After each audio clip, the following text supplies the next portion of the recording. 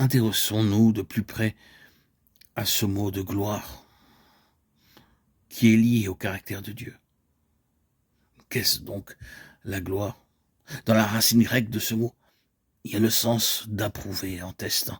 Il y a un passage qui nous aidera à mieux saisir cela et qui se trouve dans 1 Pierre 1,7. Si vous lisez cela dans l'original grec, vous trouveriez dans ce verset 3 mots qui ont le même préfixe do, indiquant qu'ils contiennent une idée commune, afin que l'épreuve, dokimion en grec, l'épreuve de votre foi, plus précieuse que l'or périssable, qui cependant est éprouvée, testée, dokeo, par le feu, et pour résultat la louange, la gloire et l'honneur, lorsque Jésus-Christ apparaîtra.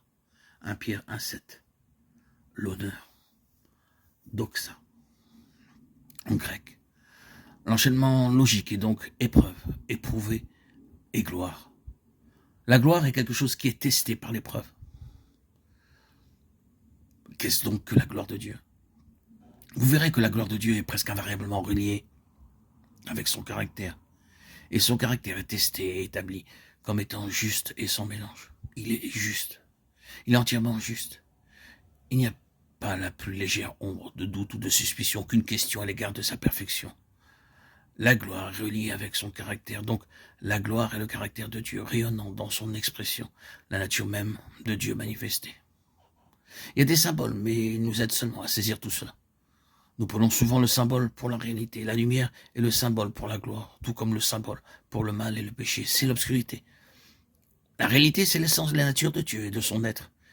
Et quand vous parvenez à cela, vous voyez que ce qui était symbolisé par la lumière, c'est la gloire. La gloire de Dieu est essentiellement la nature de Dieu, comme étant la manifestation incontestable de la justice. Avant d'aller plus loin, nous allons considérer encore une chose. Qu'est-ce que l'évangile de cette bonne nouvelle de la gloire de Dieu? C'est que tout soit comme il est lui, car tout dans son univers sera une manifestation de lui-même et de sa nature. Nous sommes appelés à cette gloire éternelle. Permettons que cela domine ce que nous sommes en nous-mêmes et considérons ce qu'est notre appel. Voyons combien grand est cet évangile. Qu'est-ce que vous ressentez à l'égard de vous-même? Aucun espoir de parvenir à la gloire, c'est-à-dire aucun espoir de manifestation, de justice et de sainteté.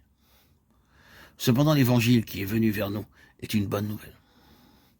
Que de possibilités, quel espoir.